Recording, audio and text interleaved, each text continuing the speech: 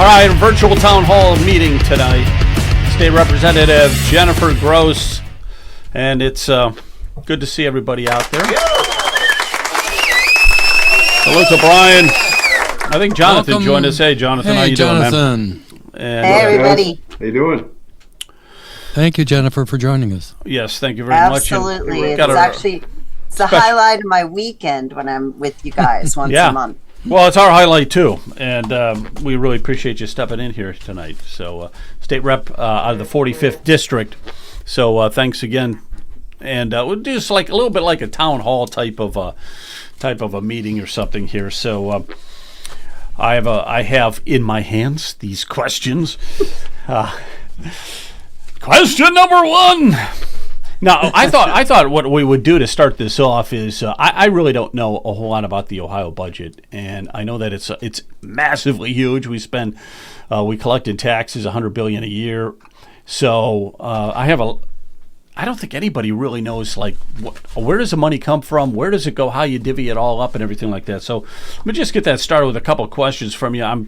I don't quite understand. Do you guys work with let's say a template or something from last year, and you just kind of fill in the numbers through a template, or is something different?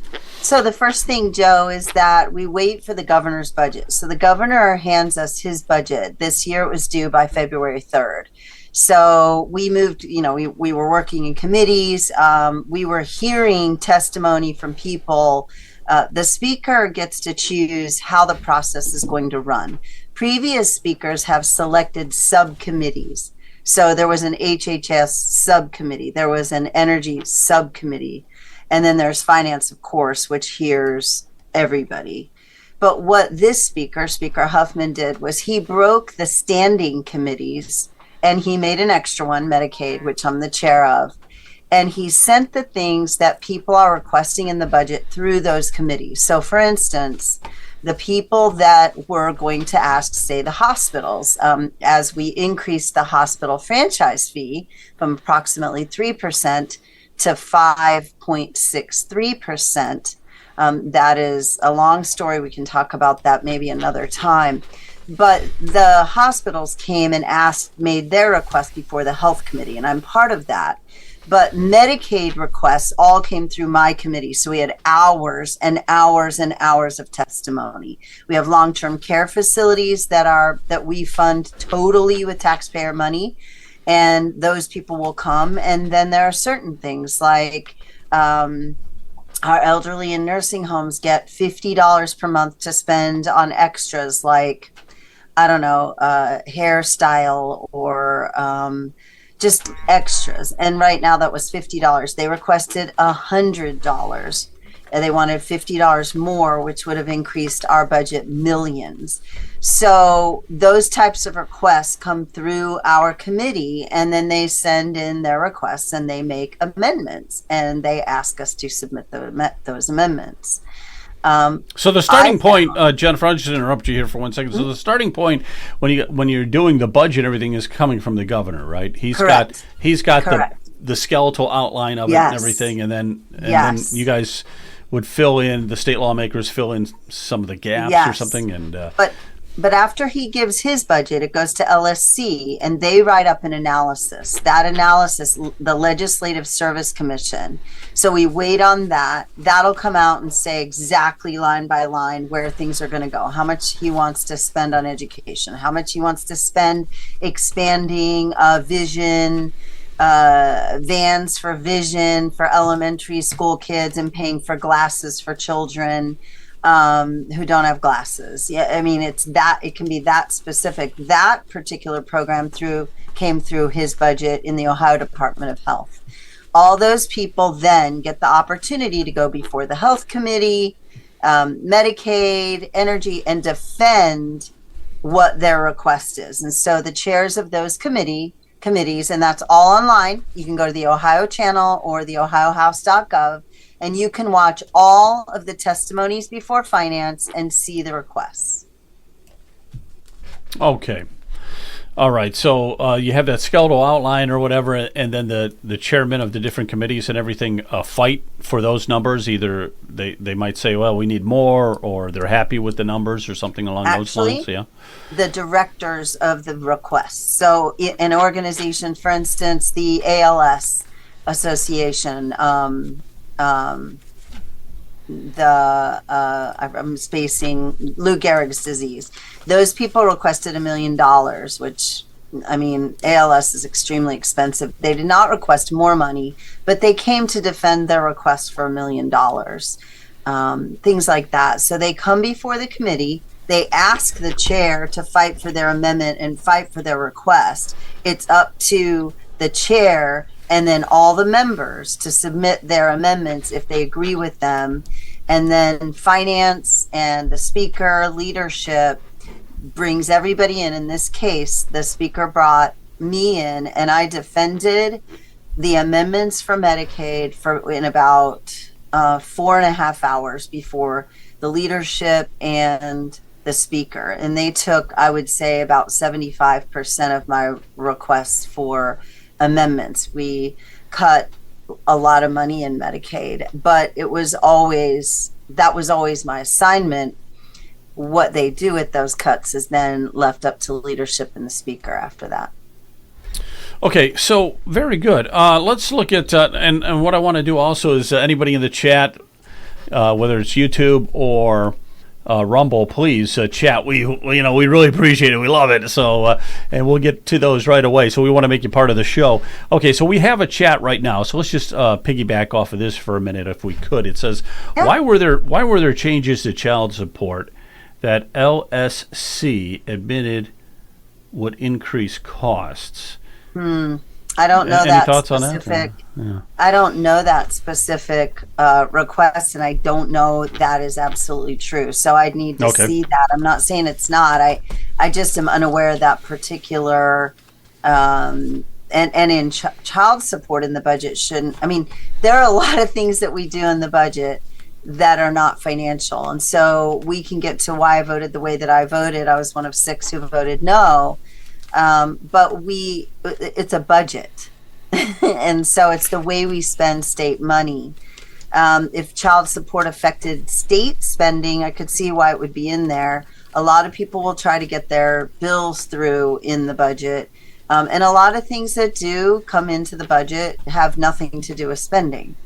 That's why it's over 5,300 pages long. Wow, that's a big, that is a big budget. Okay, let's talk.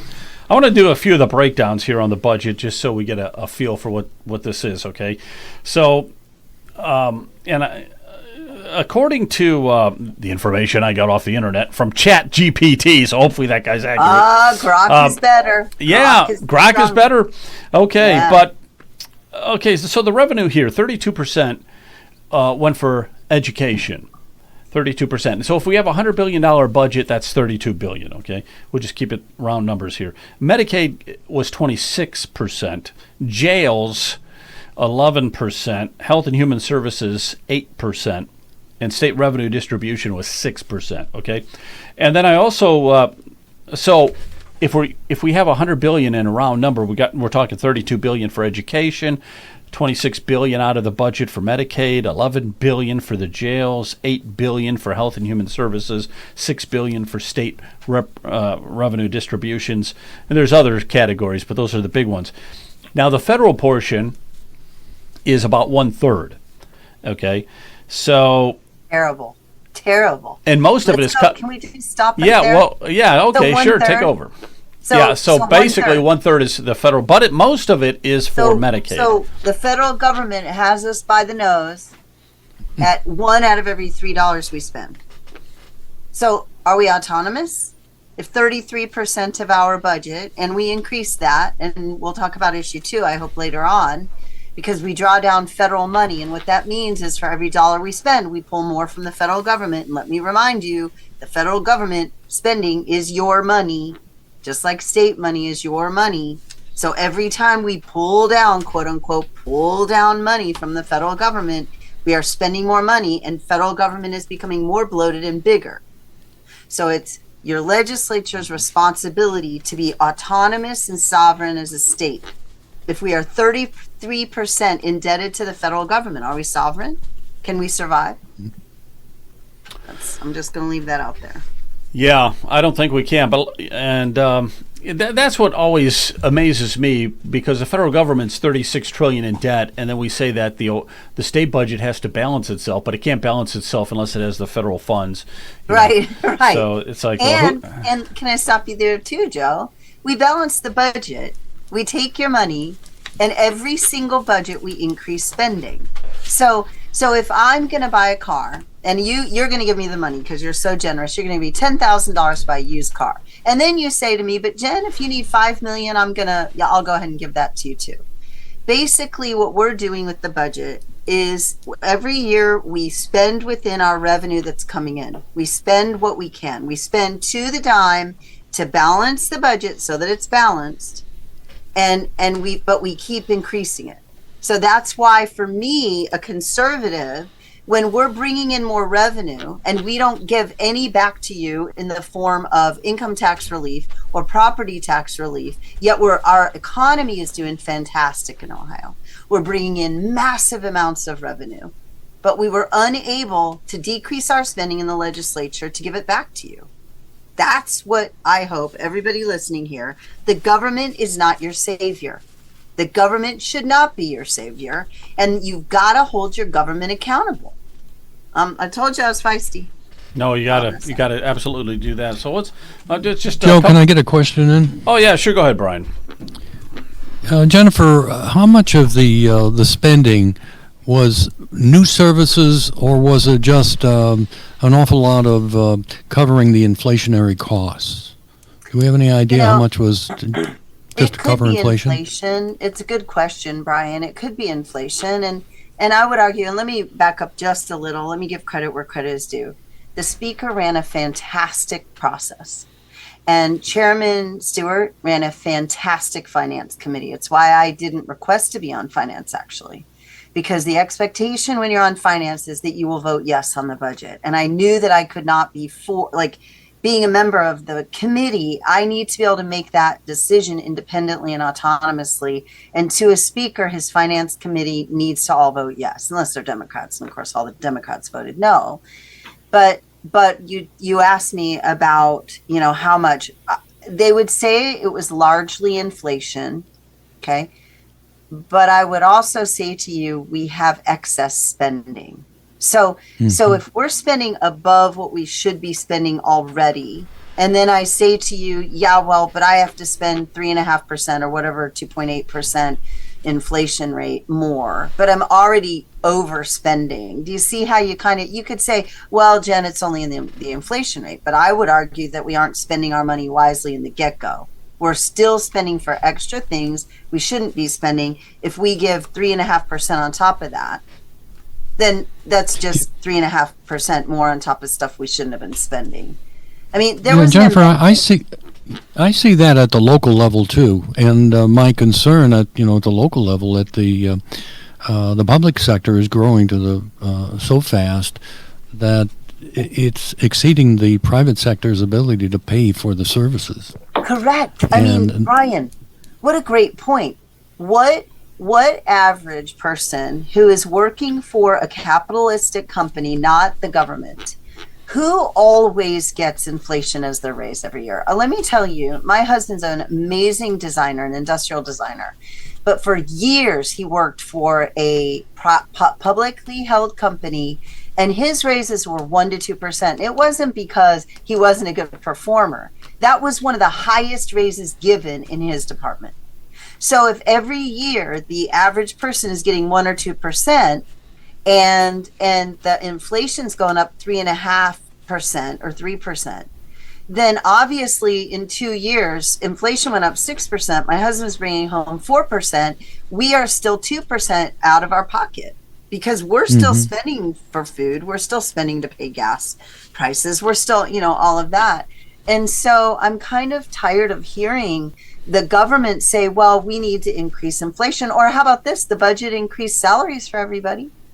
There's Mm-hmm. there's an amendment in there that increased salaries. Look, our judges are paid 40th in the nation, and that to me is unconscionable. Our judges do need to be duly compensated, but not everybody needed a raise, and so they shoved that in as well. Well, let's talk about that for a second. I take that back. They put in a commission. But Jennifer, that what we saw happening in Lake County, and it happened throughout the state, though, was the with the revaluation of the property values. We had 30% increase in property values. There are people that were getting anywhere from 30, sometimes 50% increase in their property taxes, and when you're on fixed incomes, that can be devastating. Absolutely Let's devastating. review that, Brian. Let me just back you up a little bit. 30% increase valuation did not equal 30% increase in tax. So yes, no, hold on. I said there was a. No, wait a minute. I would concur with that. I'm not defending it. I just want to be clear. Yeah, but I can tell you that there are many people in Lake County that had a 50% increase in their property values, especially if you lived along the lake, where they increased the average cost of or the average valuation of an acre of land to $750,000 an acre. And what happened was there was a big money grab in Lake County for all of these taxing authorities, the schools and the county government and the 54 different taxing authorities we had. No one even thought about giving money back to the taxpayers. I know, I do. That's why I'm so... Somehow or another, the taxpayers are always left out in the dark when it comes to the money. Well, and I'm a taxpayer too, but I guess I'm... Yeah, I guess we all are. But, just piggybacking off of that, what you guys were talking about for a minute. So if inflation is 3.5% and you're getting a 1 or 2% pay raise, so you're falling behind there, and then the 30 to 50% increase in your property valuations, which is still going to equate to a lot more money that you're dishing out. Okay, so it's taking from all of us Ohioans. That's the problem. Now let me ask you this: you got $100 billion budget or whatever. And I know it gets divvied out, and you guys have a good time with it and everything. But is there any talk? Yeah, is there any talk about decreasing that $100 billion, get it down to $90 billion, get it down to $80 billion? Why is it? Is there any talk like that going on at the State House? I cut spending in Medicaid, and like I said, I always knew that the speaker then could take that savings, and I fully expected it would be put in education. Because we're moving to the Ed Choice. We're moving full steam ahead in Ed Choice. And you might have seen on Fox News today that we're having higher college graduation or high school graduation. I forget whether it was college or high school. Now that we're starting to see the benefits of Ed Choice. But I love that question because Representative Lear and myself and others, it was called the Penny Jordan. And all we really wanted was a 1% cut in every department. 1% per year. There you go. 1% per year for every department, and that we feel that's reasonable, and we take that savings and we return it back to the taxpayer. But no one even entertained that idea at all. And then, how about property tax relief? Do you guys want to talk at all about that 30% that the schools are allowed to keep in their savings account, and the rest is supposed to come back to the taxpayer in the form of $4.2 billion in property tax relief? That's what they told the members. But I am tired of a government that says, I'll give you $1 tomorrow for a cheeseburger today.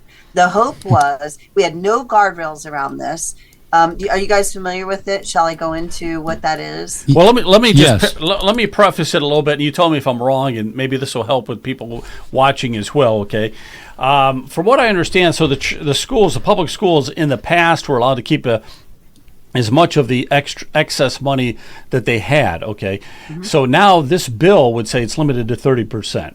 Correct. 30% of their I'll give you a real world example, like Strongsville. Strongsville City Schools had a $75 million surplus, and they put a levy on the ballot a couple of years ago. It was defeated because of some Strongsville GOP really fought it hard, and they uncovered that. Okay, so they had $75 million. Their operating expenses were $75 million, so they had 100% of the money they needed, and they were putting another levy on the ballot.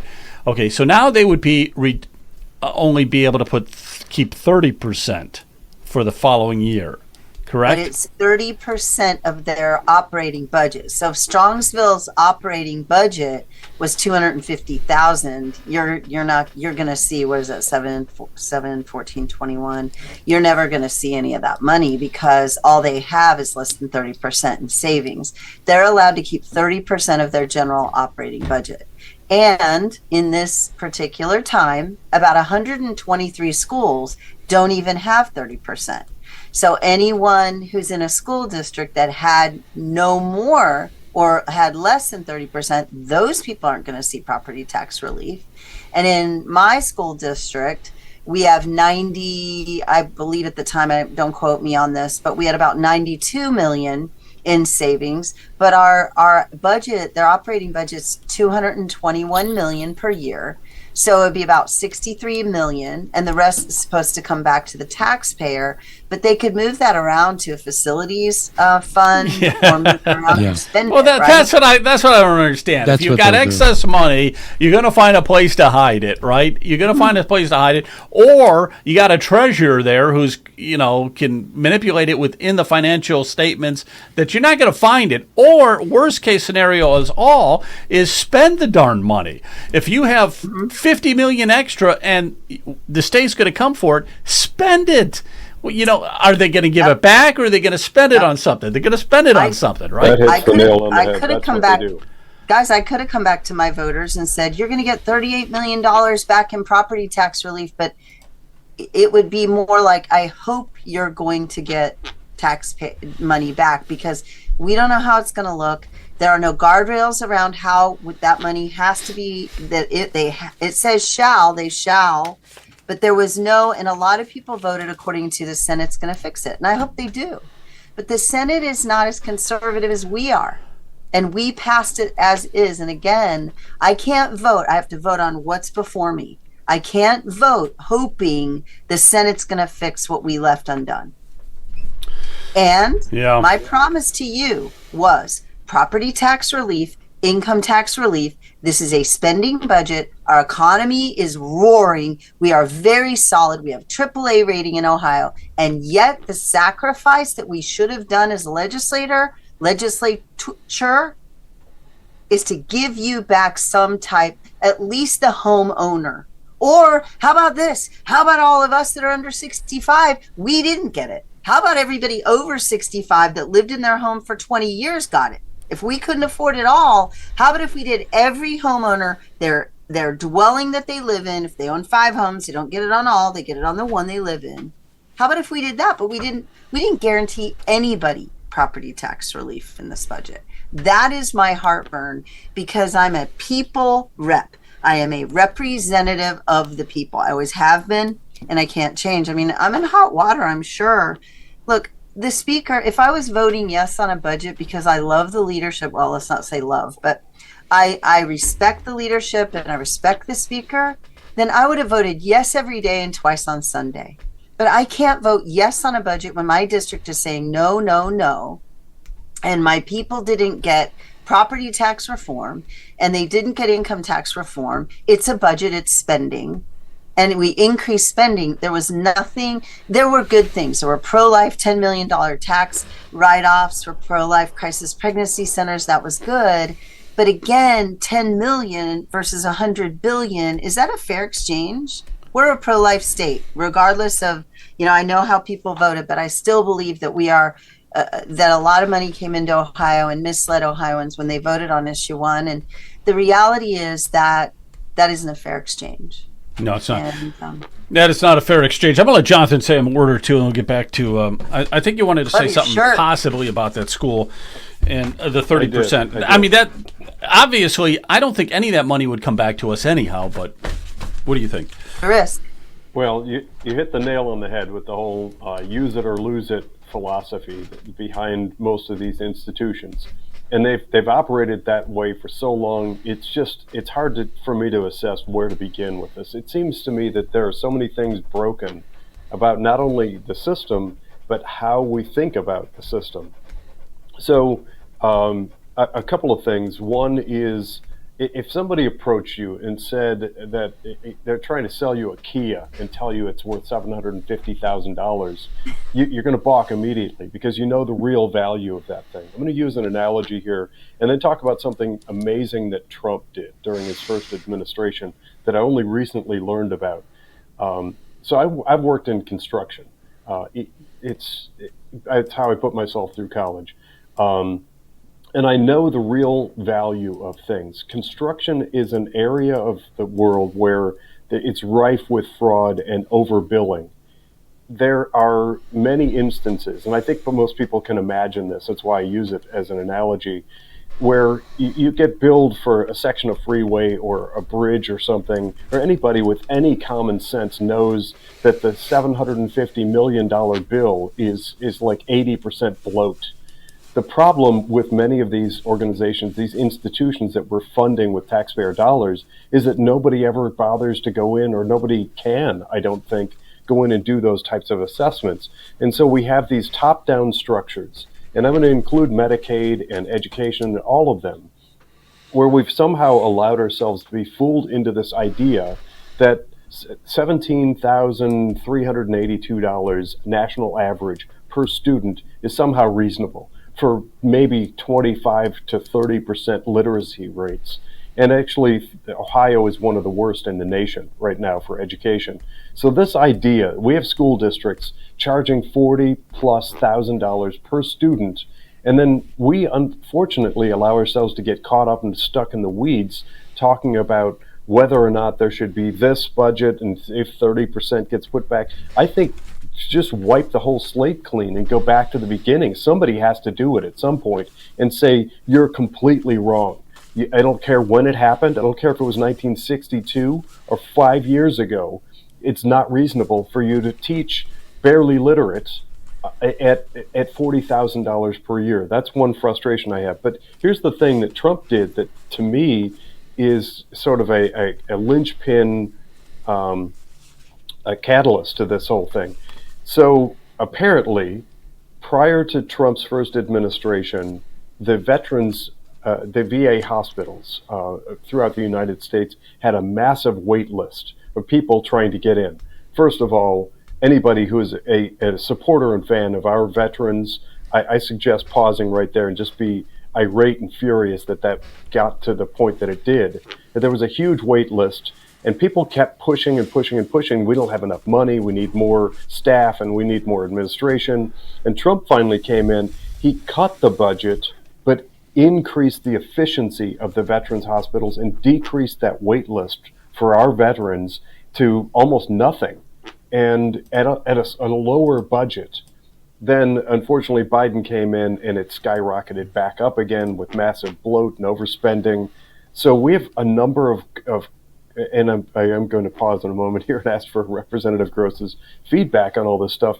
But I mean, people keep talking a little bit tongue in cheek, but also seriously about Doge Ohio. At what point, for heaven's sakes, do we actually get the chance to look at these administrations and these bloated enterprises and just draw the line in the sand and say enough? And there's one more piece to it that really bothers me.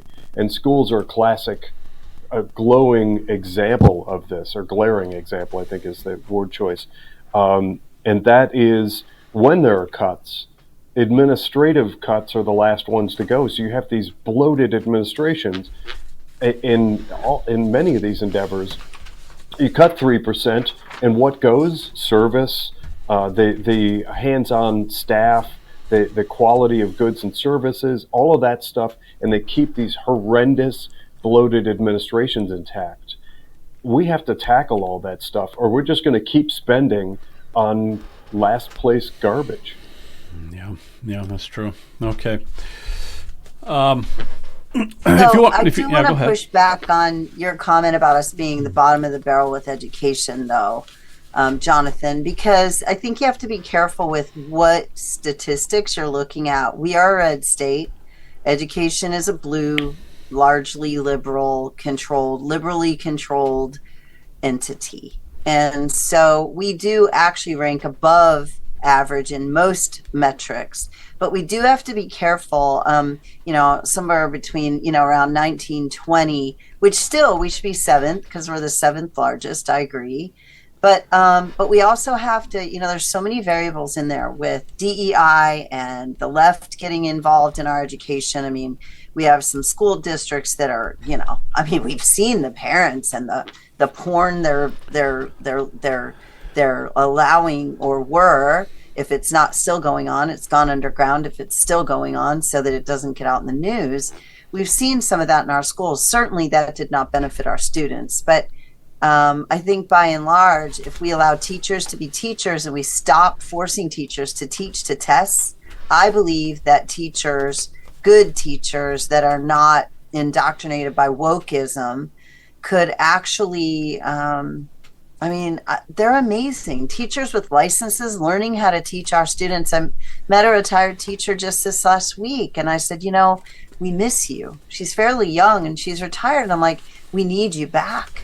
We need teachers that teach to world history and all those kinds of things, not woke agenda and porn for junior high school students. Yeah, we need the good teachers. Got to get the good teachers back. Hey, I'm going to switch around here and let's go to talk about some of your House bills, okay? So these sponsored, let's talk about House Bill 12. You sponsored this, the Jeff, Dave, and Angie Patient Right to Try Act. Yes. Patients with terminal illnesses would have access to experimental treatments not yet approved by the FDA. House Bill 12. Maybe you want to talk a little bit about that. Also, I found out that there's actually 12 states that have something very similar to House Bill 12. They modeled after our bill. Isn't that amazing? 12 are trying. Wouldn't it be amazing? We ran this bill with OAMF last General Assembly. It would be unconscionable to see another state pass our bill before we passed it. And let's talk a little bit about it. It safeguards it, and it's not just you don't have to be dying. It is a right to try, but it safeguards a consenting patient's ability to obtain a prescribed medication from their healthcare provider without interference from a pharmacist, provided there are no life-threatening contraindications with the drug or moral objections from the pharmacist. This applies to outpatient pharmacies, hospitals, and nursing homes. It prevents the pharmacists, hospitals, and nursing homes from refusing to dispense a medication to a consenting patient based on scientific objection. Because one of the things that they say is, we had a scientific reason to only allow one treatment for COVID and people died in the hospitals. I'm sorry, I'm calling foul on that. It shields prescribers from license-related repercussions when they prescribe a drug off-label to a consenting patient, unless the prescription involves willful negligence. This provision in the bill doesn't prevent a patient from suing their doctor if they have been harmed, and it upholds. Listen to this. It upholds the provider's freedom of speech and prohibits licensing boards from punishing providers or revoking their licenses for expressing opinions on the risks and benefits of effectiveness of drugs or any treatment that diverges from the board's stance. That's happening in Ohio. This is crucial for ensuring that sacred patient-provider relationship is protected. I posted on X, if people want to go look at my X page, at Jennifer4Rep. And I posted Dr. Bowden. And, people are afraid to go to the hospital now.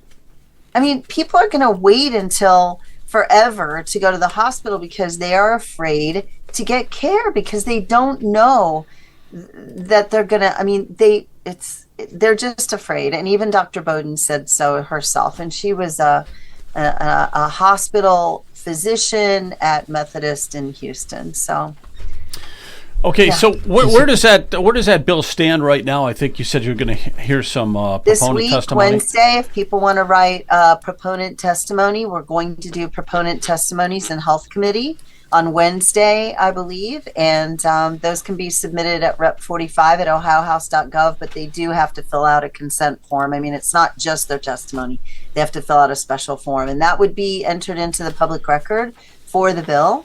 We're going to take 5 live, or maybe 7 or 8 live testimonies for proponents, and then 7 or 8 live opponent testimonies to make it even there. And then I'd love it if you guys and all your listeners would begin working on the committee, as well as their members, to vote yes on this bill when it does come to the floor. I do believe it will. And then we need to start working on the Senate so that they don't block it and slow roll it like they did last time. That's crazy. That would be unconscionable to do that. Jennifer, was that the ivermectin and hydrochloroquine Yes. issue where they So- wouldn't?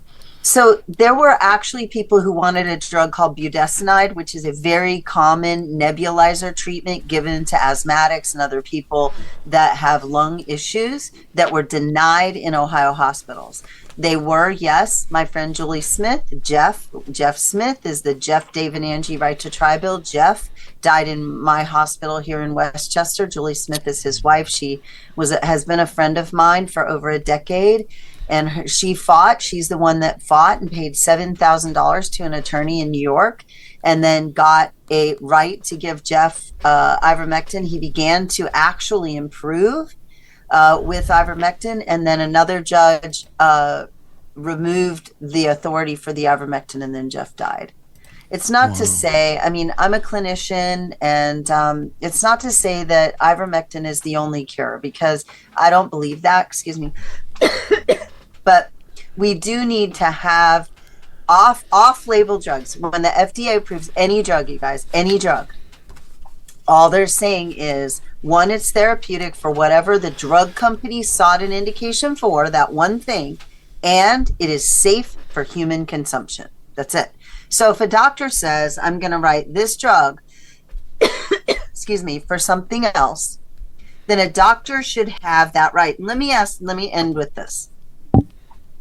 When a doctor writes a prescription and they go to a pharmacy and the pharmacist says, I'm not going to fill that, who does the patient, when the patient keeps getting sicker and sicker, who does the patient go back to? The pharmacist or the doctor? Yeah, it goes doctor. The pharmacist It goes to didn't the do doctor. an assessment. They didn't take care of the patient. They didn't put their hands on that patient. They didn't touch that patient.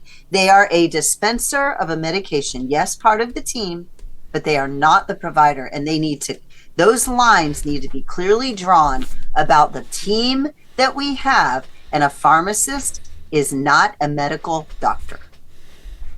Where was Hey, the Joe. pressure applied to the pharmacists for they didn't supply what the doctor wanted? They must have had pressure from their organization. It Is that- could be corporate, like the CVS's of the world. I don't know. It was obviously pharma wanting remdesivir and, ventilators for the one sole treatment. I mean, I'll ask you guys, if any of you out, hopefully you don't, but if you have blood pressure issues, is there only one blood pressure medicine? How about diabetes? Is there only one diabetic medication? No. But for COVID, the accepted only standard of care was remdesivir and a ventilator. And if you asked for anything else, and the poor doctors sitting there watching their patients die, Dr. Merrick, his bottom lip, he was an intensivist ICU doctor watching his patients die because the hospital he worked for would not allow him to treat them. I can only imagine being a physician, and Dr. Papanik will be testifying this week for me. She worked at a very large Columbus hospital. She was not allowed to do anything other than what the quote unquote planned care was in her hospital, and she resigned. God bless her, because a lot of doctors just sat by helplessly watching their patients die. Yes. And Jonathan, did you have something you wanted to say? Go ahead. I do. 2 things. Clearly, we've already seen the politicization of this whole protocol regimen. You called it planned care.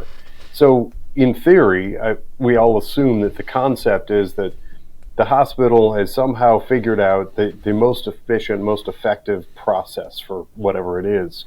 And then they're stipulating, presumably, because they want to avoid lawsuits, this one procedure or one process for whatever the illness is. We've already seen that politicized. And anybody who doesn't already know the track record of remdesivir, I suggest looking into its clinical trials somewhere in one of the on the continent of Africa. Some nation was selected. It was horrendous. I want to say the reports were 53% death rate from taking the thing, and then somehow that turned into what I consider to be politicians like Fauci. Calling Fauci a doctor is nonsensical in my book, but to take what should be an organic process of hospitals figuring out what the best thing to do is, and then manipulate that in any way is anathema to the way that patients should expect care from hospitals. And we need to go back, by the way, to that whole Hippocratic oath of let doctors. me ask you this, Jonathan.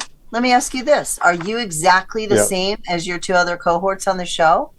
Are you? If That's a great point. I was going to get there as well. Yep. You go in to see your doctor, and the doctor says, sorry, here's your recipe. You're going to get the same treatment that Brian gets, and Brian's going to get the same thing Joe gets. And you go, but wait a minute, that doesn't work. Sorry. If it doesn't work for you, too bad. This is the standard of care. You get this, nothing else. You go, but wait a minute, my blood pressure, it's not working. And you go, sorry, that is exactly what we did. Remdesivir did not work on every patient, and they asked for other things, and they denied any other medication for these patients. It is time for people to understand and speak up. It is time for people to know that people died because they gave no other options. Well, who does that? Yeah. It is shocking to the system because we're not used to that. And I gotta throw it back on us. How does your legislature, both the House and the Senate, how do we justify not passing a bill like this? How do we justify it? And why is Ohio not looking at it and going, hey, you know what? She's right. She's wrong a lot. Jennifer Gross and Rep Gross is wrong a lot, but on this one, she's right. Well, I say again, we got 12 states that have already passed it, including very liberal California and New York. I mean, if those states could pass it, and you got 10 other states, so let's just get it done already, right? It's pure common sense. I don't know that it's been passed, but they're probably carrying the bill. Oh, okay. It's going to take a long time for us to get our confidence back in the medical system, though. That's right. And I think this bill does that. This bill, I mean, the people that are fighting me, the hospital association, the pharmacists, if they could only see past their own nose and realize this bill would build faith in their own system. Instead of making me the bad guy and making me the one who's fighting for freedom and liberty and the health of Ohioans, how about we work together and we link arms together and we give it a chance? Yep. Yeah, we got to give it a chance. Yeah, I'm completely. Yeah. Let me follow up on that. I'm completely on board and I'm very supportive. And by the way, listening audience, if you're not already following Rep Gross and OAMF, Ohio Advocates for Medical Freedom, you're going to find Stephanie Stock behind that. They're both very worth following. Follow this issue. Follow Rep Gross and her efforts to get this thing over the goal line. But actually, let me pause there. There's more to it, but there is a message, Joe, I want to bring to your attention that's in the chat. Somebody's actually trying to get Rep Gross's attention. I've been messaging, so this is me kind of breaking into the discussion of medical protocol and planned care. I think this actually goes back a few minutes in the conversation, but I don't want to miss the opportunity to get somebody's question answered on the show. They're asking about, again, this is this Ray OFR. Why were there changes to the child support that LSC admitted would increase costs, a few others? And then I asked for clarification in the chat. By the way, that's your cue, audience. If you're not on Rumble or wherever you are chatting, get your questions answered. We're going to push and try and understand and get questions answered to the best of our ability. But this one, Kent, if you could bring it up, the last one that Ray sent, LSC admitted it would increase costs to JFS. There it is. The changes take away questions for parents with shared parenting orders. I don't actually understand this, but I'm going to put my thoughts on hold and see if we can get this answered. This is exactly something that should not even be in the budget. Okay, this is probably related to the parenting bill that Representative Rodney Creech has. And to me, this shouldn't even be there. This needs to be vetted. And obviously, when you've got someone asking questions, why is this in the budget? Why is parenting agreements in the budget? I'm asking you guys. I mean, does it belong there? No idea. And here's the other thing. It's hard to vote on a budget that's 5,300 pages. I didn't even know that was in there. But I voted no. But part of the reason I voted no is because I don't vote on things and I want to find out later what's in it. Now I'm finding this is in there. And I can assure you someone put it in there. So someone in the legislature or somebody in a department wanted it in there. So who put it in there? And what I mean, if it increases cost to JFS, I'm against that. And was it someone who was selfishly motivated? So they put it in there. I'm not saying maybe it isn't related to Rep. Creech's bill. Let's not say that I was just saying Rep. Creech. I'm not. But I don't know. He's the only one I know that was doing parenting stuff. But if it's going to increase spending to the state, then I'm not okay with that because, as we know, I was not okay with increased spending. So if it's going to increase money for JFS, but I have to question, why is JFS involved in parenting in the first place? I mean, JFS is Medicaid, SNAP, TANF. So these are all social service systems. If it's going to increase costs, there's more to this than this is deeper than something we can answer on this call, I'm afraid. Gotcha. And they're going to need to. I appreciate you making it. I appreciate you making an effort, Joe. Just to finish my train of thought. Okay, we only have a few minutes, so I want to knock through a few other things here. We really should talk about issue 2. Yeah, let's talk about. I'm sorry. We got to move on. I'm trying to keep this moving because we got a lot of things to cover, and then we got Corsi. I know. Dr. Jerome Corsi coming up. Enough to talk about. Yeah. Oh, it never ends up like that. Okay, never ends up like that. Let's go to Ohio issue 2. It's my fault. I'm sorry. Okay, Ohio issue 2. This is going to be on the May 6th ballot, so we get to vote on it. A lot of people don't. That's right. You could vote now. You could vote early. You could vote May 6th. A lot of people don't even know there's an election coming up on May 6th. But this is a ballot constitutional amendment. $2.5 billion in bonds over the next 10 years to support local projects like roads, bridges, and sewer systems and things like that. Stop. What does our transportation budget pay for? Roads, bridges, transportation. So now we have an issue on the ballot that pays for, yep, you guessed it. We spent $11.5 billion. We already passed the transportation budget, and now we're coming to the people asking for another $2.5 million. But let's go back a little bit. How did this ever get there in the first place? Democrat Governor Celeste put an emergency request on the ballot in 1987 because our roads were in great disrepair. So he put this constitutionally onto the ballot, asking the people, look, we need to help with business. We need to do this. 1987. What is today? 2025. Back then, it was $500 million at $500 million. Okay? Then every 10 years since then, when the Democrat governor put it on the ballot, we have renewed that constitutional amendment every 10 years, asking you for more money. Why? And then people say, well, it's local projects. Well, so ODOT doesn't do local projects? They're not involved? They are involved. So it really muddies the water for the voter. The last one was $1.75 billion in 2014. And by the way, the last 7 governors, 2 have been Democrats, 5 have been Republicans. So Republican governors, by and large, keep renewing this. So we're not innocent in this. Well, let's talk about that for a second, because I want to know the why behind it, okay? So to me, it doesn't make sense. You got a $100 billion per year budget, but why do you need another $2.5 billion? Actually, it's over 10 years, so that'd be $250 million per year. And So it's just, what is the purpose of it? Why are they doing it? It just seems totally stupid. Slush fund. Is it that's it. the Is it a bond- slush fund, in your opinion? And that's, well, if you don't want to say or not, I'll say it. It's a I'll slush tell fund. You guys, you have my voting record. I voted no to put this on the ballot. So obviously I'm against it. And the reason is because we already passed a transportation budget. We have 5 budgets. We have BWC, we have transportation, we have capital budget, we have the general revenue fund, this big behemoth we're doing now. And then we have one called the IC budget. That's illegal, has a bunch of legal fees in it. So we have 5 budgets already. This is a 6th revenue stream that the people of Ohio, so you're paying 6 revenue streams for budgets, and this goes in. So you'll hear people say, oh, it's only local projects. It's not.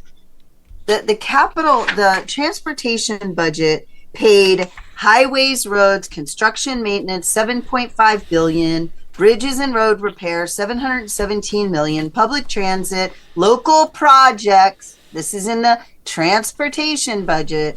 Bridges, roads, transit for local government, $964 million, safety operations, ODOT, emergency tech, major projects, Brent Spence Bridge down here in Southwest Ohio. Why are we coming to you for more? Because we always do. We're just coming to you for more. I think you need to tell us, sorry, we're not going to pay it. Well, hopefully everybody votes no on it. But the thing is that you're raising bonds. I mean, that we got to pay that back with interest, so it's going to be more than $2.5 billion. Yes. Good point. over that period of time. And with a $100 billion budget, why is it that you have to raise bonds anyhow for the state? We don't know where it's going. It's going to go to local projects, and then the auditors and that with the local projects are the ones who have to make sure that the money is being spent correctly. I mean, there's really no oversight. Right. The state of the auditor in the state of Ohio, all he's doing is he's making sure that money is getting to the local government, and then the local government does whatever they want with it. This reeks of corruption. Corruption. Is this all part of that Brown Stadium? Oh, we didn't even talk about that. We can talk about that pretty soon, real quick. And that'll be next. We're going to talk about that next. So that's not even this. Okay. No, it's not this. This is for roads, tonight. Bridges, sewers. That's what this is for. Roads, bridges, and sewers. Roads, bridges, and sewers. La da da da da. Da da da da da. We can always look, and that's what people say to me. Well, but we need it for infrastructure. The reps will say, we need it for infrastructure. It's like, well, then what did our transportation budget do? I mean, like, right. We've got to stop spending. Look, I'm a David. Oh, yes, you do. You got to stop. The existing infrastructure bill, where's the existing infrastructure spending going? Because if you drive around Ohio, at least North Ohio, it was just a series of potholes and dilapidated, crumbling bridges. Where in the heck is all the billions of dollars going? And why do we keep adding more money? It looks like. Here's a question, Jonathan. Here's a question I have for you. Why is there a website and people offering for you to get you signs to vote yes on issue 2 for your yard? If it was a constitutional amendment your legislature put on the ballot, why is there an organization asking you to vote yes on issue 2 signs in your yard? What would be one people reason, make money off the slush fund, that anybody would want to vote yes on issue 2 in government? People make money off the slush fund. What organization is it, by the way? Do you know? Yeah, money. Yeah. So somebody's going to get contracts. Somebody's going to get, all of this. So. And there's really no way to police this. There's no trans. Can you hear me? Joe, you're on mute. Oh shoot! You cannot hear me. Can anybody hear me? I can. Joe, you're muted. Oh. Yeah. Well, Jennifer, can you hear? Can you hear any of us or not? Joe. Yeah, I'm here. Yeah, I can hear both you. I don't know if I did anything. You're muted, Joe. Well, I don't think You can't hear me? Rose, can you hear me? Can you hear anybody? I don't think she can hear any of us. Tech issues. Well, we're right at 8 o'clock anyway. Can you guys hear me? Not the way we want to go out. But. I hear you. I hear you. Yes. I hear you. Yes. Yes, I hear you. But you can't hear me. And then we wanted to talk about the Cleveland Browns. Well, we could have that discussion real fast. Well, Jennifer Gross wouldn't be able to help us, though. Without Jennifer, it's going to be a little difficult. Jennifer Gross left, so hopefully she might try to come back. I don't see Dr. Corsi. I'm sorry. I don't see Dr. Corsi signing up. He is going to. Hopefully he'll check in today. I never had any contact with him. I did try to get a hold of him, but he never responded through email. So hopefully he is on. Is going to be joining us at 8 o'clock. I wanted to talk about election integrity and everything.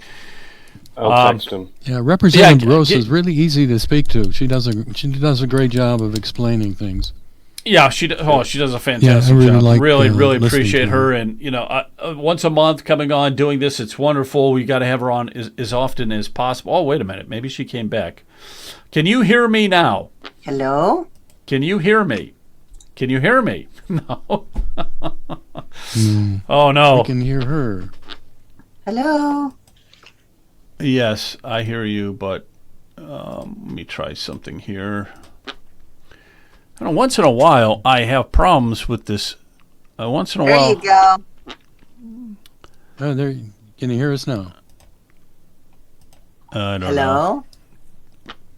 Yes. Can you hear us now? Can you hear us? No. No.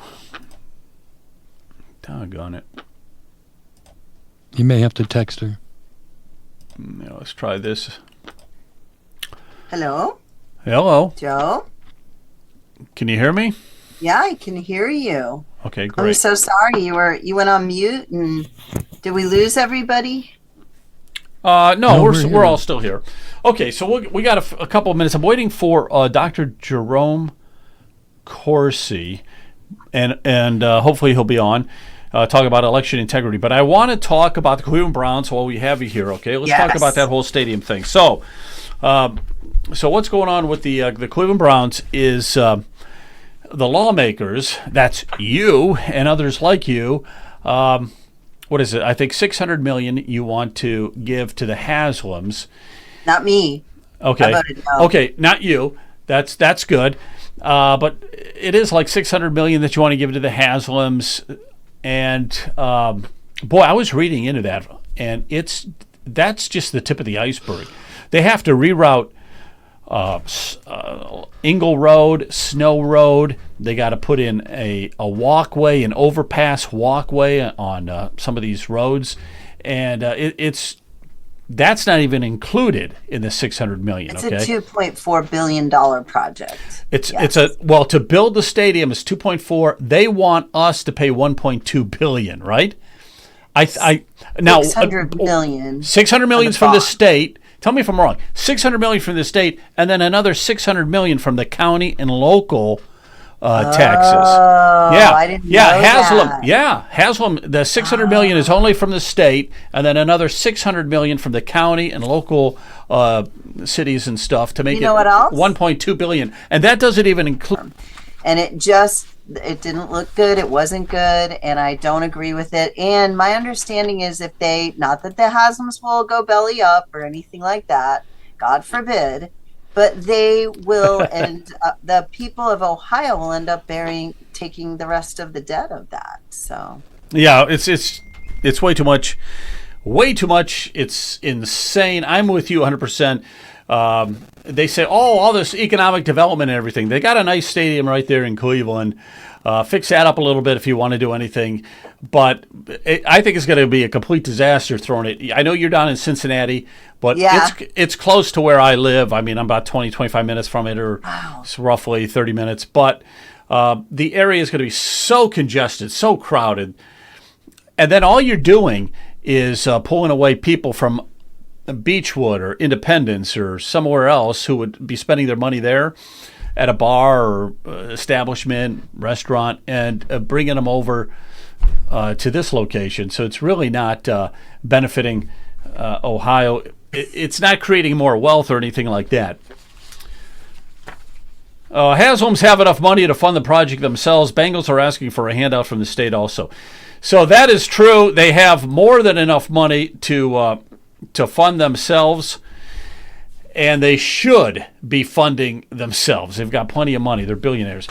I guess if you have a last thought, Jennifer, and then we're going to bring on Dr. Corsi and talk about our gold standard with the voting. I just want to recommend this. It's called the Piglet Book from Buckeye Institute. They recommend a lot. They make some great recommendations in budget reform. And again, I will say I will continue to fight for the people of Ohio for what matters, and that's freedom and liberty and constitutional values. Like Jonathan's hat says, make Ohio constitutional again. So, and America constitutional again. So thank you for the opportunity always, you guys, to be with you. The time flies by, and I look forward to next month. Yeah, we do too. Thank you. Thank you very much. God bless you. God bless you. Thanks. Well, that was terrific. That was terrific. How are you, Dr. Corsi? How are you? Florida. I'm jealous already. Can't hear him. Yeah, you know what? Okay, here's the problem. The microphone from your laptop is not the best. You're probably going to have to get closer to it, so we want to be able to hear everything you have to say.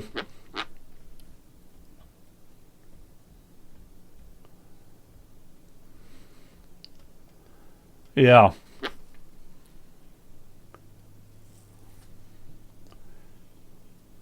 Uh-huh. We can't hear him at all. Oh, okay. Hang on one second. It looks like Joe can hear him, but we can't. I can hear him, but you guys cannot. Okay, let me see. What is wrong here? Wow, let me see here. Hopefully Kent can work some magic. Shoot. What would be wrong? I don't know. Can you hear me? Can you hear me? Okay. Yeah, what we're going to have to do is I am going to have, well, let me just try this one more time and see if we can get him in. I don't know why we have problems. Can you hear me?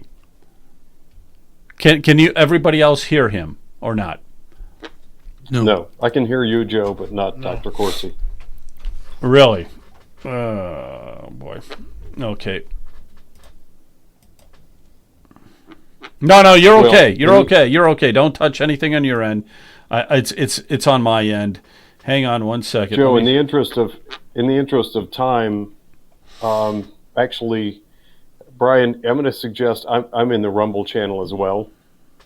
I'm going to mute my mic and audio and switch over to Rumble. At least that way we can listen in and have some questions to ask. But I think you should go ahead, Joe, with this discussion with Dr. Corsi. Well, I will, but if no one can hear it, then it's not working. Well, I'm going to try the audio from Rumble because I've got that on my phone for the chat. I may be able to hear it there. Might be a slight delay, but at least I can get it, and we don't have to spend too much time tinkering with the tech.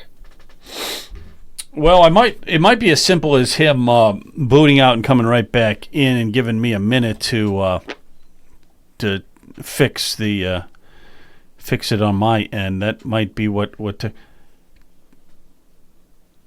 I can hear you, but nobody else can hear you. So nobody else can hear you. That's the problem. Okay, here let's do this, Dr. Corsi. I want you just to boot out. I'm going to just reset Zoom. So you got to give me 2 minutes and then call right back in. Hopefully that takes care of it. All right. Okay. Give me 2 minutes though. I got to reset everything. Okay. Thank you. All right, we're going to try this, guys. But go ahead and talk a little bit while I'm doing this. Yeah, I'll tell you what, I'm going to make some comments here while you're working on rebooting Zoom.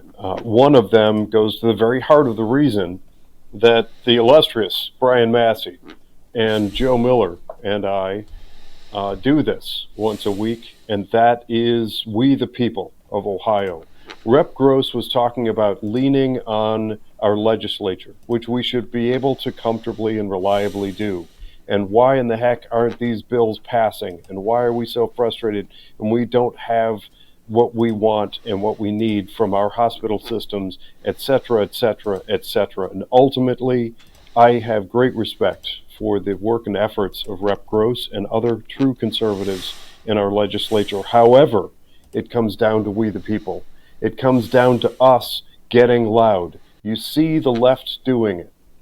They're relentlessly loud and badgering and bickering and pushing and prodding for every little everything that they want, however fanciful.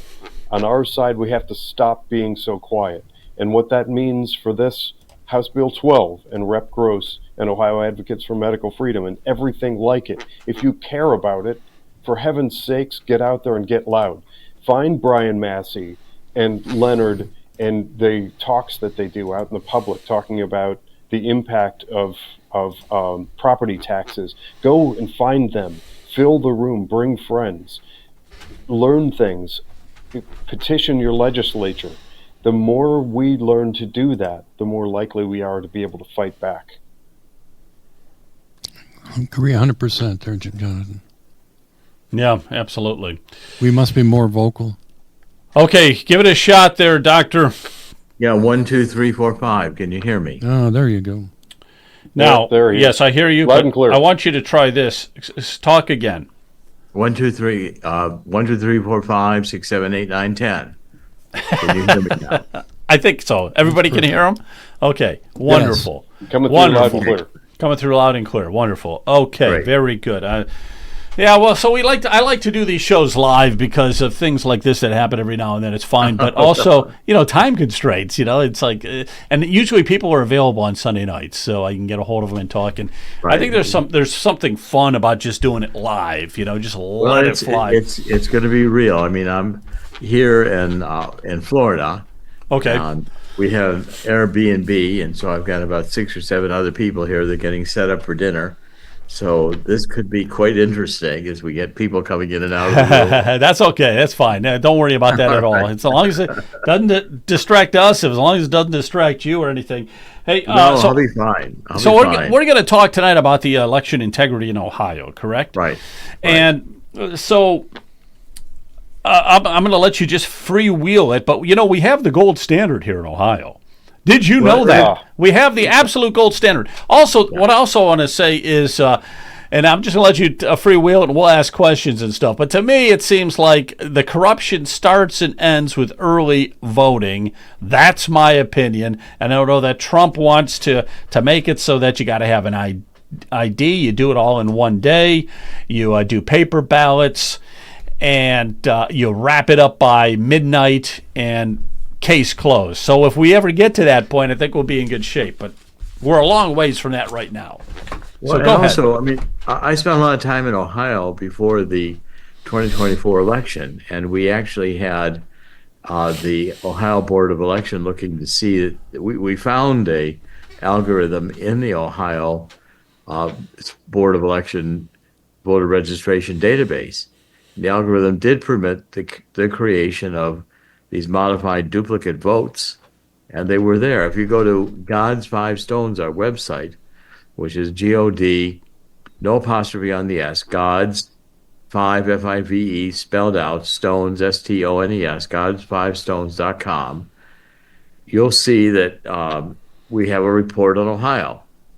And that report shows that there is an algorithm in Ohio. Now, of course, the Secretary of State told us in Ohio that there was an algorithm, but it wasn't used. Well, they don't know it wasn't used. Okay, I mean, that's the problem, is that these algorithms allow fraud in mail-in voting. And Ohio has a lot of mail-in voting. And Ohio has a lot of duplicates in the voter roll. Ohio has not removed all of the non-citizens or the people who are, uh, duplicate records, same address, same name, maybe even same phone number, but or same age, but not the same address or some other record has changed. And the possibility for there be voter fraud in Ohio exists. Now, in this past election, Ohio went very strongly for Donald Trump, but the fraud can occur in the down ballot elections, not just in the presidential election, but the election for Senate or House or even local elections, because these algorithms can be used to affect any election. Now, Ohio is again not. It's trying to ignore the fact that if there's a code in the database, which we found, then you can't presume that somebody has not entered that database and set in the possibility of fraud.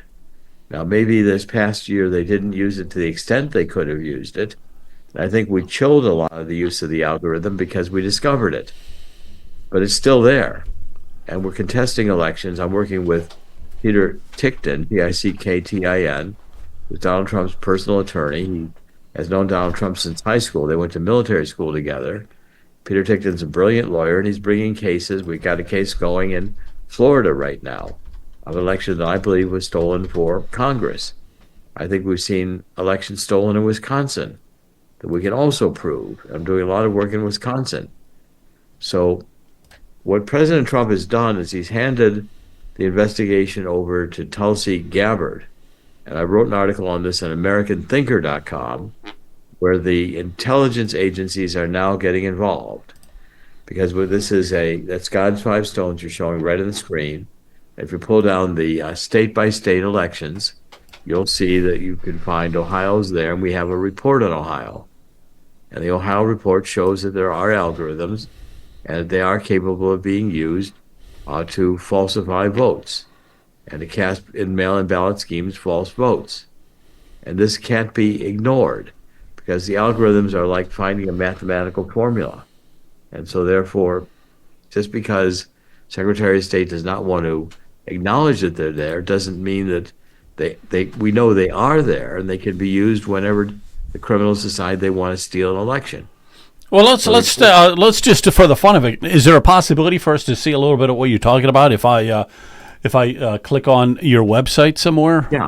Click on the website. Where should I go? The top tab where it says State Voter Roll Analysis. That's okay. One of the top tabs. Mm-hmm. You go down there, and it's about, I think, number 5, as I recall, that is Ohio. Okay. It's Ohio voter rolls. Right.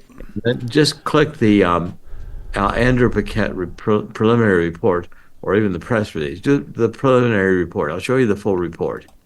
Click Andrew Paquette preliminary report. Okay, and now you see the analysis of the voters.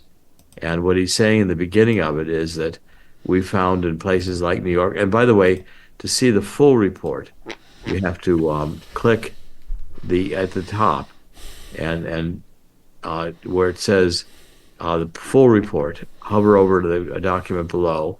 You hover over the document below and you click on it, and press the outside to control the document. Okay, so at the top you can kind of go page to page. Oh, you got 22 pages here. Okay. Okay, well, don't do that. Go back and let's just do the press release, because the press release summarizes it. Okay.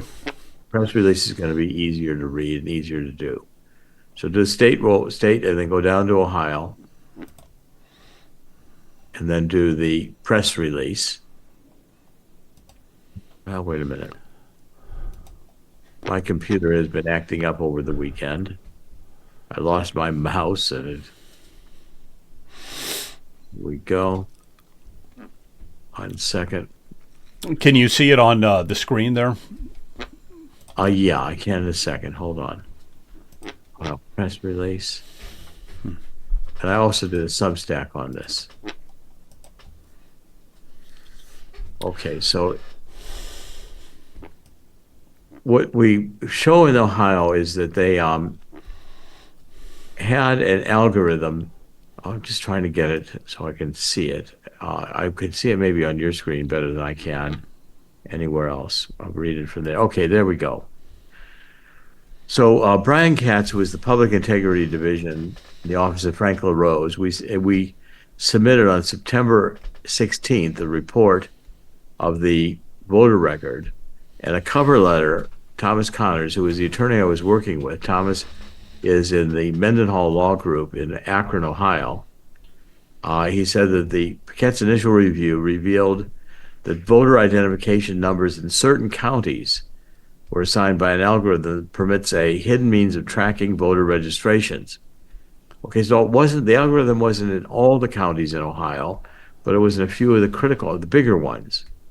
And this Probably was the heavily Democrat ones. heavily Democratic. That's what I would think. Yeah, That's hide right. it in one of those big counties like that. Yes, algorithm. Exactly. Gotcha. So now Yeah. if you'll scroll down a little bit, what we also say is that this is of intelligence grade. So the three counties were Franklin, Lucas, and Montgomery. Okay, so those three counties, the algorithm was present, and it was a modulus 8 scheme, which is a very complicated mathematical scheme. And it permitted the creation of non-existing voters. Okay, so now what you do with this is that the first step, if you're going to create a false voter scheme, it's like taking a deck of cards that you get from the manufacturer. You can't just put the marked cards in the deck because the deck is ordered from the high card of the high suit to the low card of the low suit, and your marked cards would be the ones out of order. So you shuffle the cards. So the modular 8 scheme shuffles the voters in these three counties so that they don't get a voter ID that's the same sequence as when they registered. If you registered number 1, you should get number 1. If you registered second, you should get number 2. But when you use the modulus, you're assigning different numbers, which produces gaps in the records where you can duplicate, modified duplicates. You duplicate, so there may be 4 Jerome Corsis in Ohio, and 3 of them have different birth dates, but they all look like legitimate voters because they're planted in the deck such that you'll only see one record at a time of my 4, and they each get a legitimate state ID. That means they can all be voted in a mail-in ballot scheme. And what the computers do is they know where these marked cards are. They say we need 5,000 more votes, 5,000 more of their modified duplicate voters request a mail-in ballot in the machine. It's printed and run through the tabulator machines.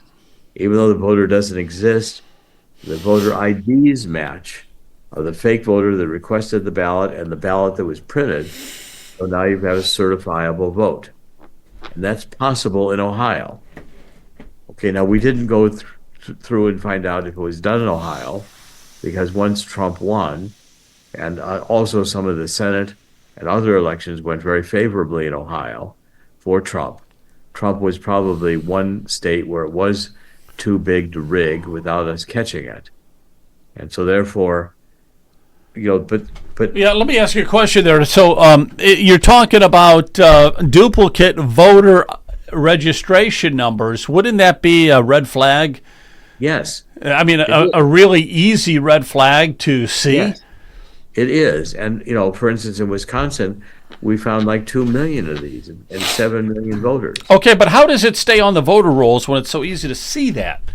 It's only easy to see it if you sort to find out how many of my name and my age are in the voter roll, but yet have a different address. Okay, so if you sort these in the cards so that you only see one at a time, that looks like a legitimate voter. Because you only see one Jerome Corsi, you haven't sorted to see that there's 4 Jerome Corsis. Okay, you have to run data searches to scrub the data to find these modified duplicates. And the states don't do this. They don't sanitize their databases. They don't remove inactive voters. They don't look at duplicates that are created this way because they're hidden unless you're doing a search of the database that's looking for them. So we start out, we say how many voters are the same name, same first name, same last name, and then same age, or first name, last name, same email, first name, last name, same phone number. And that's when you start finding thousands of these duplicate records. And that's the critical factor. Okay, so just so that I understand, how do you, if I download the Cuyahoga County Board of Elections and I download their database, I could sort it by voter ID number. Yes, you can. Wouldn't I see Jerome Corsi 20 times, You would. 100? I would. You would. Okay. I could Okay, just so- do that through their database. Yeah, you could do that through their database. Okay. And Well, it seems you know, like an then easy you- thing to catch, though. It seems. Well, it should be. Okay, but when the states where we find it, they don't search this way. You have to be, okay, see, the election officials are not trained to be official database managers. I've been managing databases, since I was at Case Western Reserve University as an undergraduate when I was, in my teens. I've been running elections. I used to go to WJW downtown on Euclid Avenue and with my political science professors and run the computers and tell them who was going to win an election because we knew how many votes they had to get out of which precincts to win. If they didn't get those votes, we knew they were going to lose. Or if they got more votes than they should have gotten, we knew they were going to have a likely sweep. And we could always predict them. So, but the people who run the state boards of elections are not political scientists and they are not database managers. And so they don't scrub the databases the way I would scrub a database. Now, what President Trump is doing, and he has an executive order to this effect, which says that all the states have to have a voter ID. Okay, so you throw out the existing. Ohio will be required to throw away the current voter registration database because it's too corrupt to be repaired. Take a lot of work to repair this database. It's got codes and secret codes in these counties, and we've only begun to analyze Ohio. We probably find more if we analyze more. But Ohio is ridden with codes, and they're dangerous because at any time the criminals can decide to activate and use those codes. They may not use them in a particular election like 2024 in Ohio, but they may use them 2026. And then they go say, we're going to steal Congress in the midterm election, so the algorithms get used to elect Democrats. Right. So it's just like with, okay, so we've got a big U.S. Senate race coming up, so they could just use the algorithm to get Sherrod Brown across the finish line instead of John Husted. Let me just That's ask right. if, let me go around here. Brian, do you have a question for Dr. Corsi? Yes, I am involved in Lake County. I'm a poll worker, and we have talked extensively to the Board of Elections, and we haven't.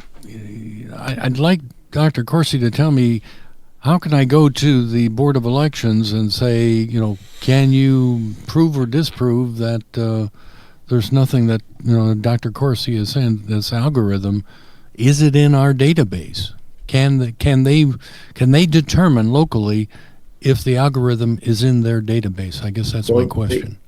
The Board of Elections isn't going to help you because they're going to say, no, we're the gold standard. We went and we eliminated the dead people. We eliminated the people who moved.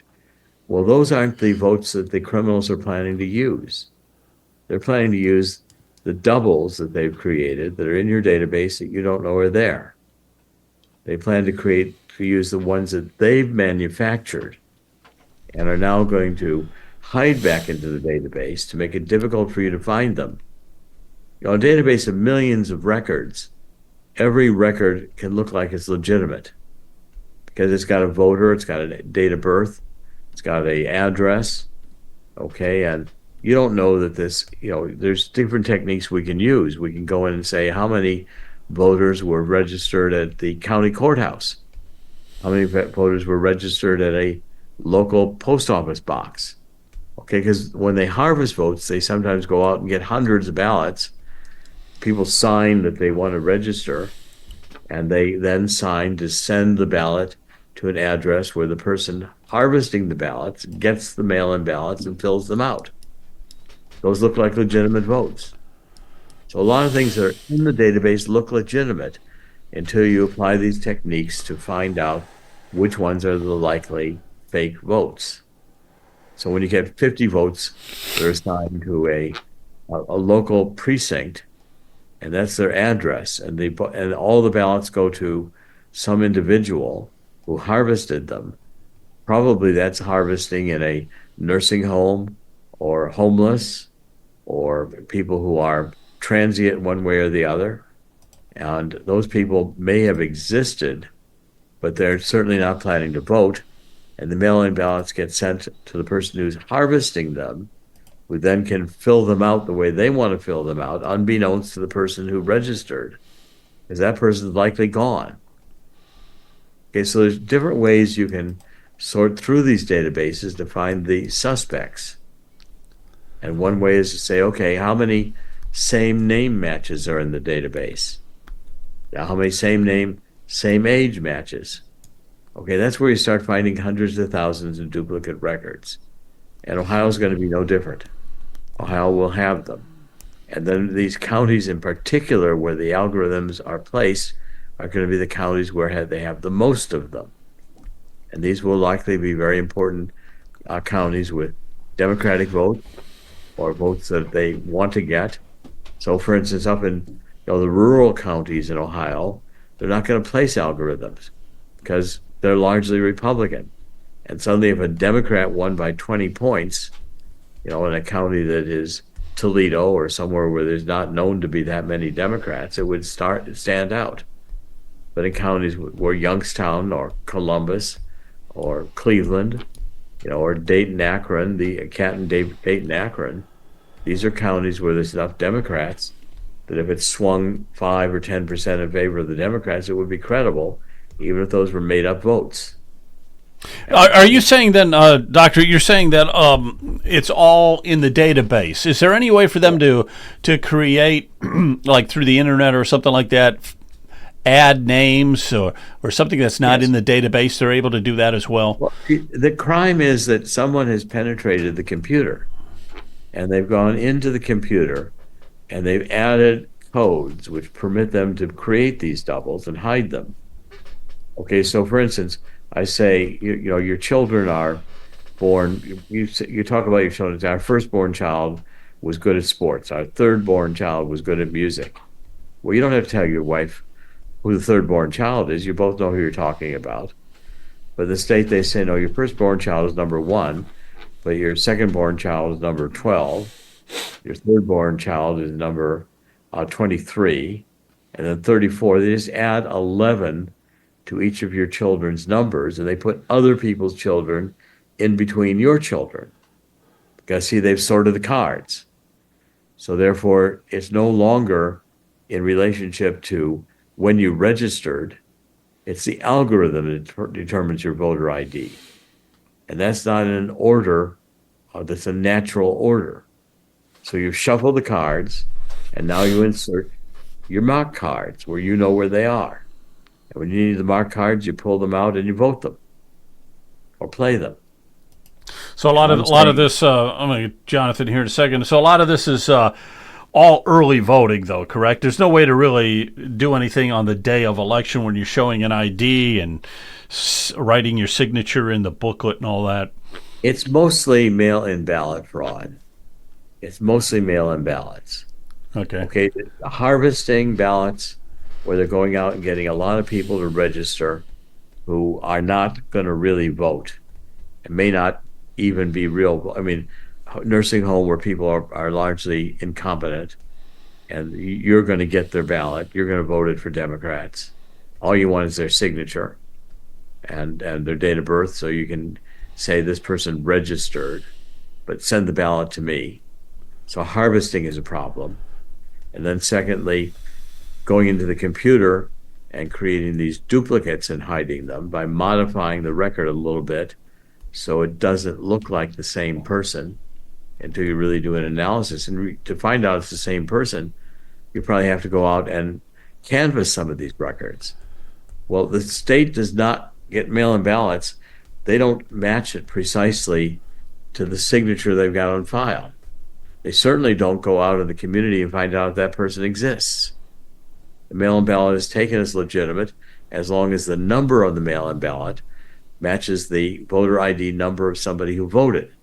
They don't go to see if that person who voted is a real person. They don't take that extra step. Yeah, So because they really don't. No, I agree with that. I think the mail-in ballots is where all of the corruption is happening. We got to stop that. It's not all of it, but it's a significant component of the cheat, right. Of the potential cheat. So first thing, Dr. Corsi, thanks again for coming on and joining us. For anybody who is interested in a long-form discussion, Dr. Corsi was kind enough to join me on my podcast, Unwoke.Academy, about a week and a half ago. We discussed some of this and more. So in addition to tonight's conversation, you can go and find that on Rumble, X, etc. I am, several of us actually, are keeping an eye on the chat on social media. So if you're watching this and have questions, please do forward us your questions. We'll try to get them answered. But piggybacking on Brian's question, and then I want to kick it back over to Dr. Corsi for his opinion, but we effectively created an environment where the issues with the voter rolls are easy when we abdicated responsibility at the local level. So we used to, as counties, evaluate the effectiveness, the truth, the merits of our voter rolls. But years ago, we just sort of decided to send all Ohio 88 counties, send it to the state, and then the state does something with it. So I want to put that in context for people who may not know what that looks like or what that means. Imagine your block, wherever you live. You have a pretty good estimate of the exact number of people on your block. In your county has a pretty good sense of the number of people who live in that county. The state has a less of an understanding of how many people might live on your block, for instance, or how many people live in your county. The further away from local counting and tabulation and understanding, the more room there is for error. For instance, just looking at the state of Ohio, people estimate that there are, what do we have, 12 to 15 million people or something. There's a large margin in there. And that then creates this sort of gulf into which you can insert fictitious and fabricated voter roll data. Isn't that the case, Dr. Corsi? You're exactly right. And that change occurred in 2002 when HAVA was passed, the Help America Vote Act. And HAVA said that the counties would give over their data to the state Board of Election or Election Commission, whatever it's called. And that the counties would no longer give the voter IDs. The voter IDs would be assigned at the state. Okay, and now the state then can apply a numbering scheme to how they're doing this. They don't have to be sequential in terms of registration. That's where the first kind of fraud occurs. But you're right. I mean, for instance, I grew up in Ohio. I grew up in East Cleveland. Well, I knew a lot about East Cleveland. I knew a lot about Cleveland. But I didn't know very much about Youngstown or Cincinnati. I knew more about Akron, Canton, because it was close by and we would visit it. You know, I visited Toledo. But when you get to the really rural counties of Ohio, I rarely travel to the rural counties of Ohio outside of the cities. Well, again, those counties would know the people. And a county supervisor could say, well, I don't think this looks right. But when it gets to the state level, and you get to Frank LaRosa's office, well, I'm not even sure Frank LaRose has been in every county, or his staff has been in every county. So they don't really know who they're dealing with. These are just names and numbers. And that's where the Democrats, I think, where the fraud, by moving it there, they created the opportunity to plant these codes in the database, to reorder the database, and then to run it through the computers with fake names, provided they could harvest votes and go out and get 400 people pay somebody to get $10 a name, 400 people. That could be worthwhile doing. Getting them all to be all the ballots sent to one common location, which then fills them out for Democrats, or creating fictitious voters in the database. So in Ohio, with these algorithms, since 2002, the algorithm started going into the states around 2004 and 2007. Well, how many elections in Ohio have been voted in by the algorithm, not by the voters? We don't know. And then there's numbering schemes where you say every 10th voter, we can insert one. In the next 10, we can insert another one. Well, in a database of millions of voters, you can insert a lot of fake names, and they'll be hard to find. Well, the criminals aren't stupid about this. They are understanding that our elections today are run by computers, and the fraud starts at the voter registration. I'm not talking about the votes that are calculated in the Dominion computers and all the rest. I'm saying the fraud starts at home, the State Board of Election. Most State Board of Election officials don't know that the fraud is there. I'm not saying that Frank LaRose is dishonest. I happen to think he's honest. But he doesn't want to admit that he hasn't done the job. Doesn't want to admit that there's something in the voter roll he didn't know about. And so therefore they say we've got the gold standard, and since the election went for Trump, they say don't worry.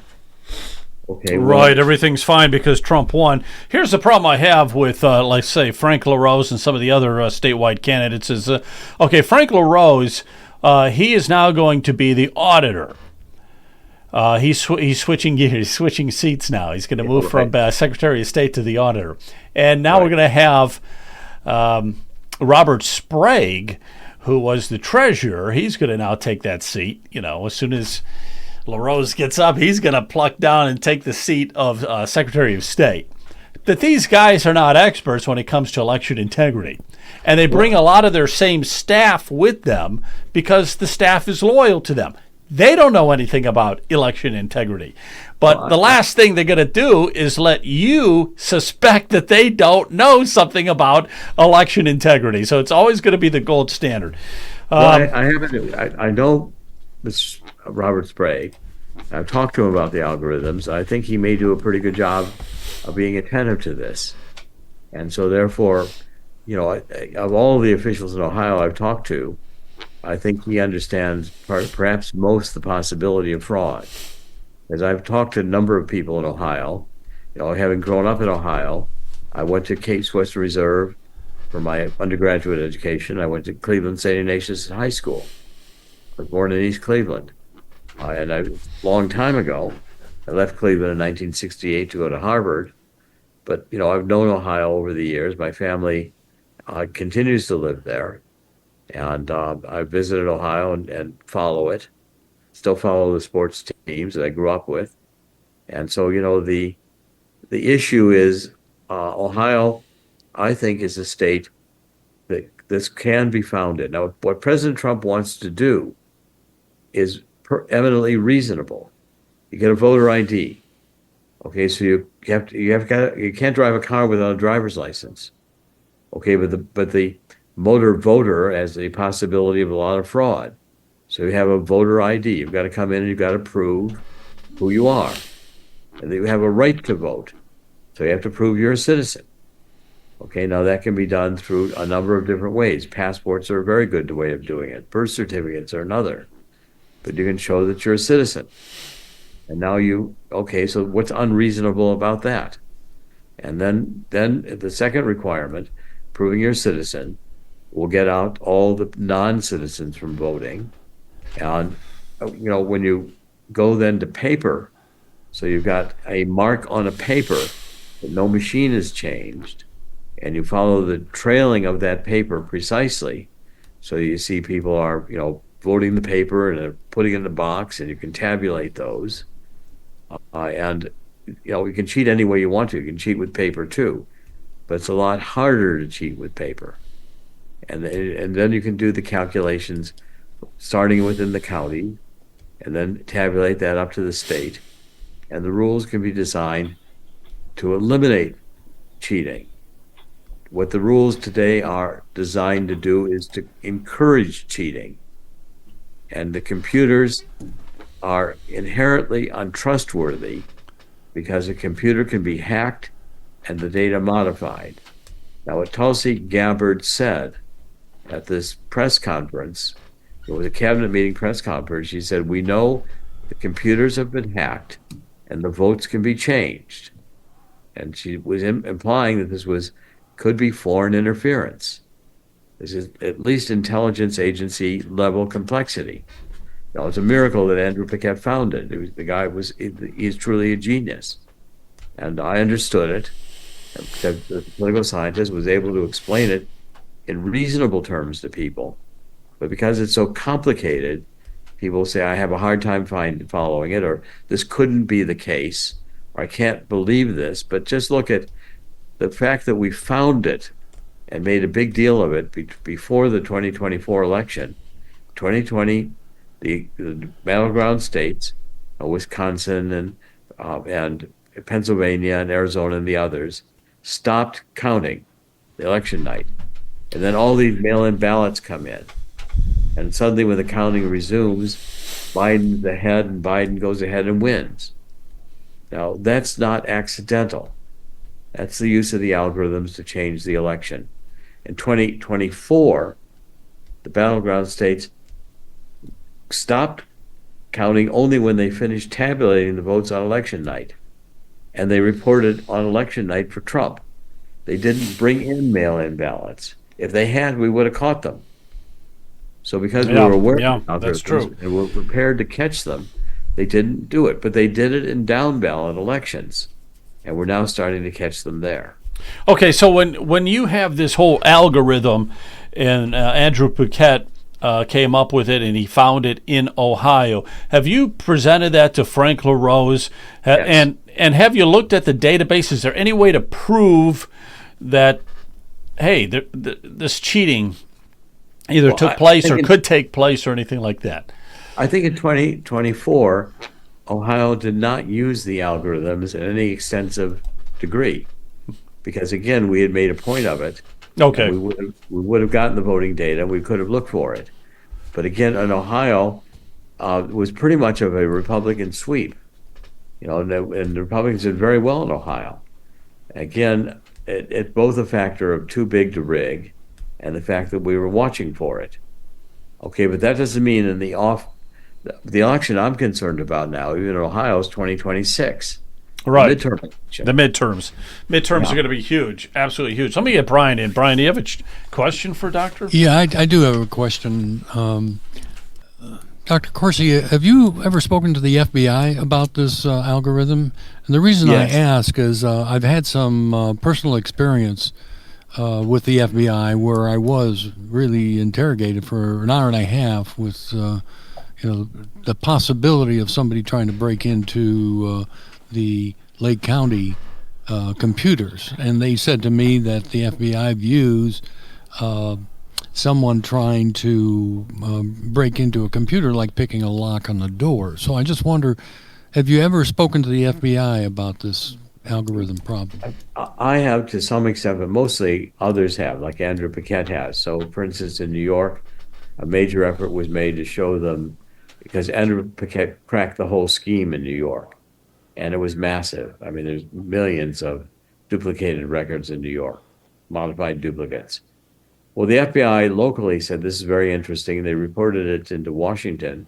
And of course, the Biden FBI, which was heavily weaponized and politicized, did nothing. So the investigation stopped. Okay, now, what Donald Trump has done by giving this to Tulsi Gabbard is he's saying this is a national security problem. Okay, now Donald Trump, for instance, fired the heads of the National Security Agency. He's saying that our elections have been penetrated and hacked. Foreign nations are involved. And what Trump is saying now is essentially he's going to put an end to it. Okay, now come on out. Yeah, we're doing our video. We're So, here. This is Here's the guys here with me today. We're all here doing creating Veterans First. Absolutely, We're yeah. a new organization. Here we are. So we're taking care of veterans. We're Hello. getting, knocking out funding. We made a lot of funding contacts down here in West Palm Beach. We're going to see about what we can do with some golf outings and maybe some Mar-a-Lago things and other fundraisers. And right now, This we're- is Derek Storms. Derek Storms is the general counsel for the Where am I? organization. Where am I? Don't Just see come my- back, right there. Yes. He's general counsel for Veterans First LLC and Yes. Veterans First Foundation, which we're setting up. Yeah, so we got Matthew over here. Right now we're cooking. That's why I got avocado all over our hands. So They're about ready to. I'm out here. Yeah, so they're about ready to. It smells good, by the way. I can smell it all the way over here. Yes, It's well, that's delicious. the same in the Delicious. That's Now- the same. I hope that's not burning, Matthew, is it? Oh, you better get it if it's They're burning. coming in to move Better me, is get what it. they're coming in. No. We're not. Okay. I was Well, actually- listen. We'll go a few more minutes, and then we'll let you go eat. But this is great information, Jonathan. I'll let you get in here for a second. All right, thank you, guys. Nice Hey, to thank you again. But we yes, we sir. took an Airbnb because there's about 6 of us here, so we Uh-huh. this is kind of military So style. you're hanging out. Where are you hanging out at? Whose house This is is that? West Palm Beach. We're in West Palm Beach, Florida. But I mean, We're whose house are you No, hanging this out is at? Airbnb. Oh, Airbnb. Okay. We went in an Airbnb and there's about 6 or 7. They just turned out the light. They're hungry. They want to eat. Turn on the Hey, light. give us a They're- couple minutes. about A couple they're minutes, about and to evict me, I'm we'll let you telling go you. eat. Wrap it All up, right, Jonathan. Jonathan. Here we go. Yeah, Ask a couple we're more almost questions, done. then we'll wrap it up. Yeah. We're about to wrap this up, but one of the things I want to encourage people to think differently about, and this is an appeal to you, our listening audience, and that is stop being complacent about our elections. Think of Yes. our election systems as critical infrastructure. When we think about our U.S. military, our tanks, our weapons, our soldiers, our radios, all of that, our border patrol, that is all critical infrastructure. And the idea that we've lost track of the notion that the systems that we use to count and tabulate our votes is somehow migrated into the hands of people that we can't oversee. We cannot clearly articulate and clearly understand and audit the things that they're doing. We need to fix that. And hats off to Dr. Corsi and people like him who are out there tackling these fundamental critical issues to the citizens of the United States. Dr. Corsi, what can average citizens be doing to get the word out, to turn up the heat on this thing? Well, I think, first of all, we are getting a new round of contributions to God's Five Stones. The donations are greatly appreciated right now. And we're continuing to investigate because we want to press this all the way to the midterm elections. What I think is going to happen is you're going to see a series of actions by the Department of Homeland Security, because Donald Trump, under Article 2, as the powers of Commander-in-Chief, he declares our elections are a national security emergency. He can have massive powers come into the states and demand that these voting problems be solved by throwing out the existing voter rolls and demanding voter IDs, demanding proof of citizenship to register, and then paper ballots. And these rogue judges won't be able to prevent it, because under the powers of Commander-in-Chief, a national security emergency, the courts can't intervene. And that's going to be, I think, that's why Donald Trump essentially bypassed the Department of Justice. So you can see in for instance, Arizona, Department of Homeland Security just came to an agreement. They're going to remove non-citizens, like thousands of them, from the Arizona database. Now, that actually could invalidate the 2024 election. And this is just beginning to happen. So I think the intelligence agencies are going to get much more involved in solving this problem. And then they can refer cases to the Department of Justice for prosecution, for investigation and prosecution. And at that point, Pam Bondi will have no choice but to set up a task force or to assign Department of Justice attorneys and FBI agents with subpoena power to do the investigations. But I think this is going to be led out of National Intelligence, the DNI, Director of National Intelligence, Tulsi Gabbard, I don't think it's going to be led by Pam Bondi as Attorney General and Kash Patel. I think the orders are going to come to them, and then they'll get involved. But Donald Trump, if he needs to, can simply declare a national security emergency and take over and demand that the states quit this nonsense and get voter IDs in place. I think it's coming. That would be fantastic. That would be fantastic. Well, here's your website for one last time here, God's 5 Stones. And so people can go to that website and read up on the work that you're doing, God's 5 Stones. Dr. Corsi, thank you very much. Really appreciate it. I know you're hungry, so we'll let you go eat. Whether I'm hungry or not, these guys are hungry. Yeah, yeah. I'm about to be evicted. So. Yeah. Well, you have a good night. Thank you for taking the time. And Thank you so much. Yeah, we really appreciate it. Really appreciate Always it. a pleasure. I hope to be back in Ohio soon. We'll be doing some other things in Ohio this coming year and the rest of this year. And I still have great fondness for Ohio. Oh, yeah. And God bless. Thank you all very much. Once an Ohioan, always an Ohioan. Once a Buckeye, always a Buckeye. Yeah. Have a good night. Thanks again. God bless you. God bless you. Dr. Corsi. All right, guys. Have a good night. Salute. We're going to call it a night here. And you guys have a good one, okay? Take care. Talk to you soon. See you, John. Good night, all. Bye. Good night, everybody. Bye.